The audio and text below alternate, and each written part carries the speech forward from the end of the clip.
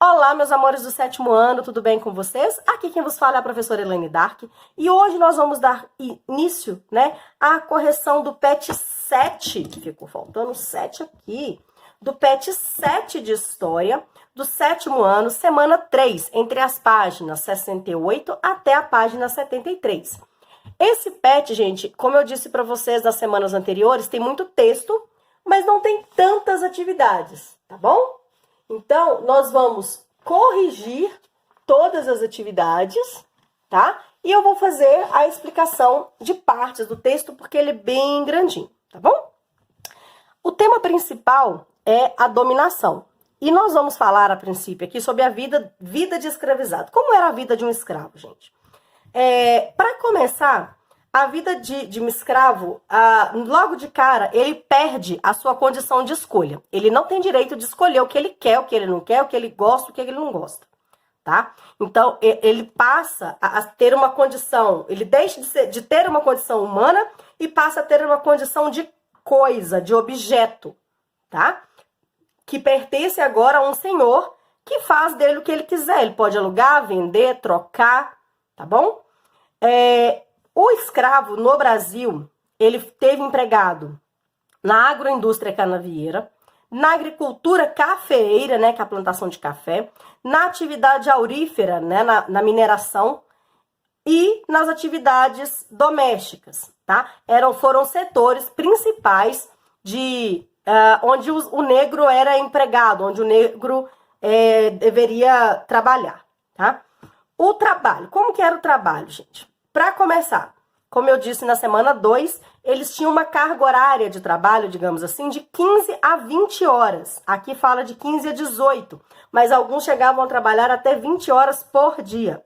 Eles começavam de madrugada, através de um sino que era tocado nas casas, para chamar eles para trabalhar. E eles trabalhavam o dia inteiro.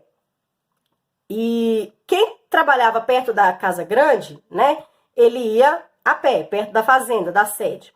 Quem trabalhava longe era transportado em carros de boi. O almoço era servido no máximo por volta das 10 horas. A alimentação era extremamente precária, tá? Quais os principais alimentos, gente? Feijão, angu, milho, abóbora, farinha de mandioca, o porco. Mas o que era do porco, gente? O tocinho, o pé, a orelha, o rabo, as partes que o dono da casa não queria, que eles desprezavam, tá? Frutas eles podiam comer? Sim, as frutas da estação, tá? Eles estavam preocupados com a saúde do negro? Não. Eles estavam preocupados em que eles comessem uma comida pesada, forte, para eles conseguirem trabalhar mais, tá bom? Tinham que comer rápido para poder voltar ao trabalho mais rápido ainda. As suas roupas, a sua moradia, como que era? Moravam em senzalas.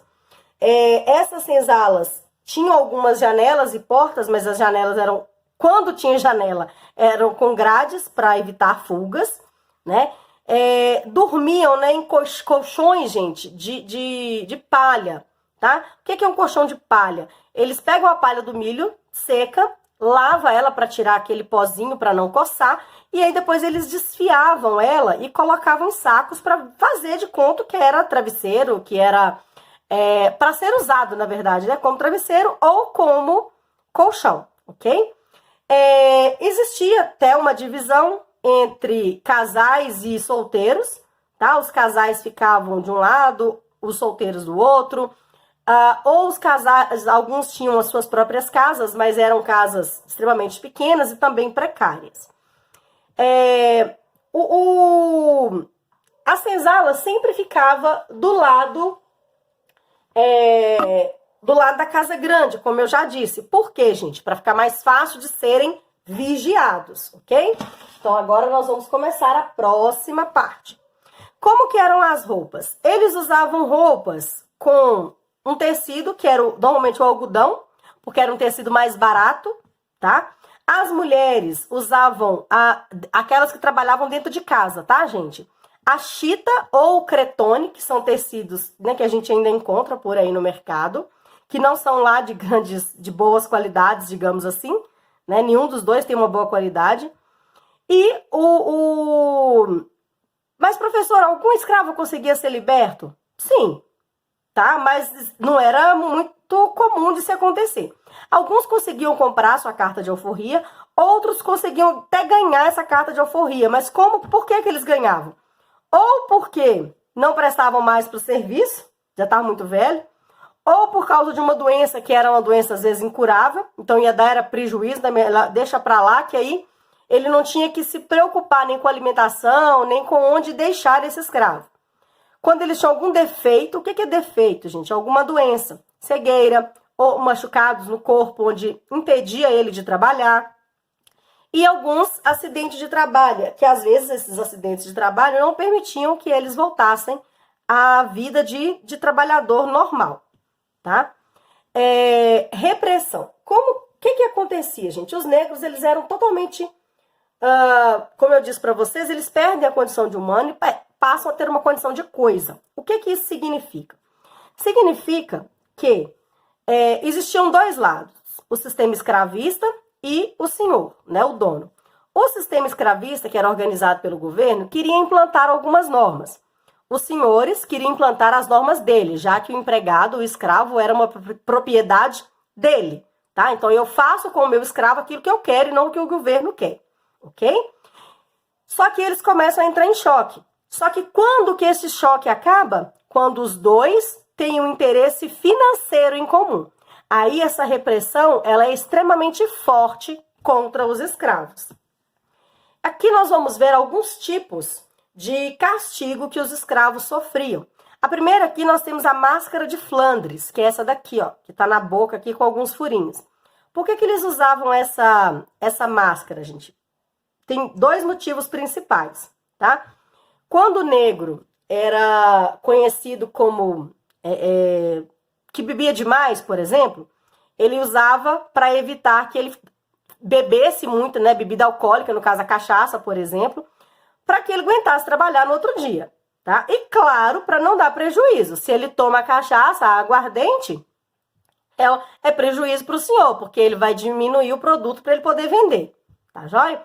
Outro motivo, né? Nas regiões mineradoras, aqui em Minas Gerais, por exemplo, ela era muito comum, porque alguns escravos começaram a engolir algumas pepitas de ouro, né? Que são pedrinhas muito pequenininhas de ouro, ou diamante, e outras pedras, e depois, com o passar do tempo, né, eles iam evacuar, né, fazer as fezes, e essas pedrinhas saíam. Com essas pedrinhas, eles conseguiam vender e comprar as suas alforrias. Então, com o uso dessa máscara, eles eram impedidos, não tinha como se engolir essas pedras, então não tinha como eles fazerem o chamado contrabando, tá? Existiu muito nessa época o famoso contrabando nos santos do pau oco, né? Que eram santos com as costas vazadas, né? Um buraco, era um santo oco com um buraco por dentro. E aí eles colocavam lá dentro várias pedrinhas de ouro ou de diamante, de pedras preciosas.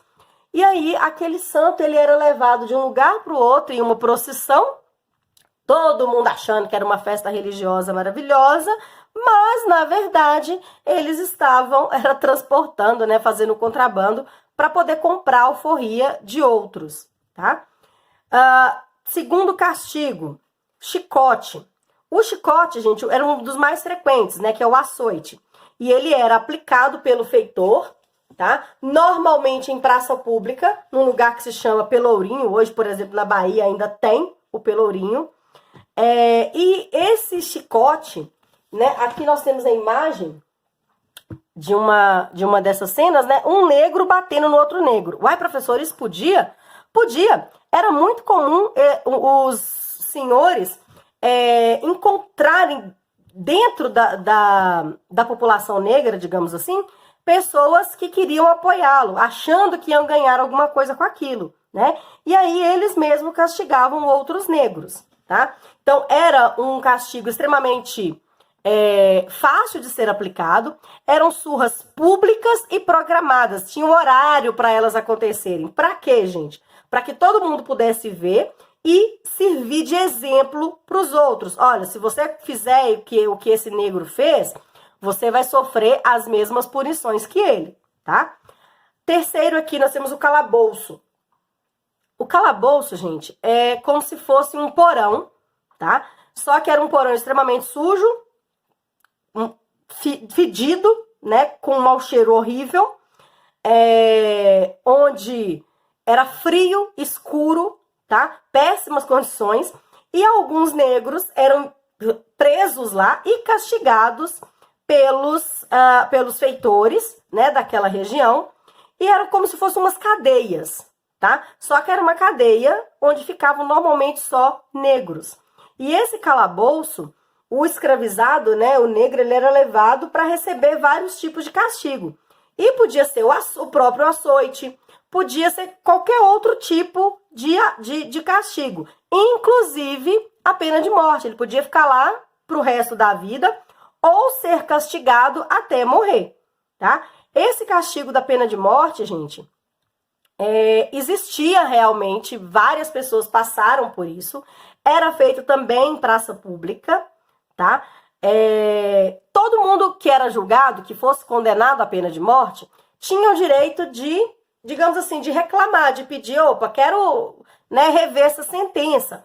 Só que o negro, ele não tinha esse direito. Por quê? Porque o rei não se achava digno, né? Ele não achava que os escravos eram dignos da real clemência dele. Como eles eram uma coisa, eles eram um objeto, eles eram um bem que você podia vender ou comprar, né? Assim como qualquer outra coisa que a gente vai no supermercado, numa loja e compra, o rei falava que eles não eram dignos da minha real clemência. Então, mesmo que eles fossem condenados à pena de morte, eles tinham direito de pedir, mas o rei não deixava, porque o rei achava que eles não eram dignos disso. E aí eles eram enforcados em praça pública e tinham a cabeça decapitada, né, decepada. Eles cortavam a cabeça fora e colocavam ela exposta nas praças um bom tempo para que todo mundo pudesse ver, olha, esse negro, essa cabeça que está exposta é de um negro que fez algum crime contra o seu senhor, e aí, ou contra a coroa, né, a coroa portuguesa, e ele foi morto, né, teve a pena de morte decretada, e aí está o exemplo. Você vai fazer igual a ele? Você pode ser ele no futuro, tá?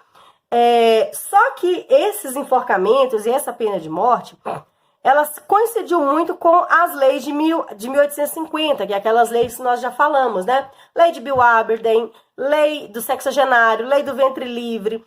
E aí elas vão se acumulando, e aí a questão da pena de morte, eles começam a ficar um pouco mais receosos. Falou, peraí, se a gente continuar matando os negros, a gente já não pode ter o tráfico negreiro, já não entra negros no Brasil. Se a gente continuar aplicando a pena de morte, nós vamos diminuir mais ainda a nossa mão de obra. Então, eles começam a repensar a questão da pena de morte para os negros, tá? E agora, nós vamos começar a correção das atividades, ok?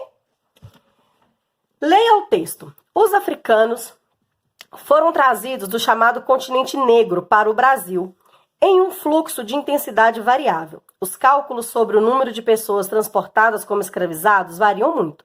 Estima-se que entre 1550 e 1855 entraram pelos portos brasileiros 4 milhões de escravizados, na sua grande maioria jovens do sexo masculino. A região de proveniência dependeu da organização do tráfico, das condições locais na África e, em menor grau, das preferências dos senhores brasileiros. Esse trecho é do livro do Boris Falso, História do Brasil. Escreva e explique de modo completo as características mais marcantes do trabalho e as punições dos escravizados. Isso aqui, gente, está em todo o texto. Então, eu fiz um parágrafo pequenininho, 6 linhas, tentando resumir tudo, tá? Eu acho que essa aqui tá bom. Os escravos tinham jornadas de trabalho de 15 a 18 horas diárias. Não havia a preocupação com as refeições que deveriam ser feitas rapidamente, para não se perder tempo. O descanso só era possível lá pelas 9 ou 10 horas da noite. Moravam em senzalas, usavam roupas de tecidos mais grossos para fazerem, né, suas roupas. Sofriam vários castigos como chicote, calabouço, pena de morte, palmatória, máscara de Flandres e outras. Leia os versos. 600 peças barganhei, Que pechincha! No Senegal, a carne é rija, os músculos de aço, boa liga do melhor metal. Em troca, dei só aguardente, contas, latão, um peso morto. Eu ganho 800% se a metade chegar ao porto. Identifique a atividade a que se refere esses versos. Claro que é o tráfico negreiro. Cada uma das estrofes desenvolve uma ideia central. Identifique essas ideias. Vamos lá. Para começar, tá falando os negros eram comprados por uma pechincha, ou seja, ele fazia uma negociação. Os negros eram fortes, né, porque fala carne rija, músculos de aço, né, boa liga do melhor metal. Os traficantes faziam uma boa negociação utilizando o escambo para fazer a compra do escravo. Onde que está o escambo aqui, gente? Trocar por aguardente, contas, latão, tá? O que dava alto lucro aos compradores. Porque, olha, eu ganho 800% se a metade chegar. Então, era um lucro gigantesco. Gente, aqui, nessa semana 3, tem um erro gigantesco, tá? No número 2. Eles mandam lá, observe o mapa para completar as atividades. Mas isso aqui não é um mapa. E foi essa imagem que veio no PET de vocês, tá? Então, vocês isolam essa imagem e essa é a imagem verdadeira, tá? Linhas de tráfico de escravos África Brasil. Aqui embaixo tá o site de onde ele foi retirado. Qual o título do mapa? Linhas de tráfico de escravos África Brasil. Como eram chamados os escravizados que vinham da região de Guiné, Lagos? Vamos procurar. Aqui nós temos Guiné e Lagos. Eles vêm aqui, ó, pra cá. Aqui tá o nome deles, tá? Que eram os sudaneses, tá? Eles saem daqui da região de Guiné, tá bom? Tá aqui, ó. Esse laranjado mais claro, aqui nós temos os sudaneses aqui embaixo. E os escravizados que partiam de outras regiões, como eram chamados? Aqui nós temos essa parte mais escura, que eram os chamados de bantus, ou bantus. Complete o quadro sobre os principais grupos africanos trazidos para o Brasil, de onde vinham, para onde iam, bantus e sudaneses. Grupos, aqui nós temos os bantus e os sudaneses. De onde vinham os bantus? De Angola e Moçambique. Só a gente olhar o mapa. Tá aqui, ó. Angola e Moçambique. Para onde eles iam? De Angola para o Rio de Janeiro e Moçambique, Pernambuco. Tá? Aqui, ó. Angola, Pernambuco, Moçambique, Rio de Janeiro. Sudaneses. Aqui tá os sudaneses. É esse laranjado mais claro aqui. Então, eles saem da região de Guiné e vão diretamente para a região da Bahia, ok? Então, eu vou enviar para vocês, tá, no grupo, esse mapa para que vocês possam fazer a atividade corretamente, tá bom? Vou deixar na descrição também do vídeo, tá bom? Para que vocês tenham condições de fazer as atividades, tá? Então, terminamos por aqui a correção da semana 3 do PET 7. Abraços, fiquem com Deus e qualquer coisa podem me procurar. Beijos!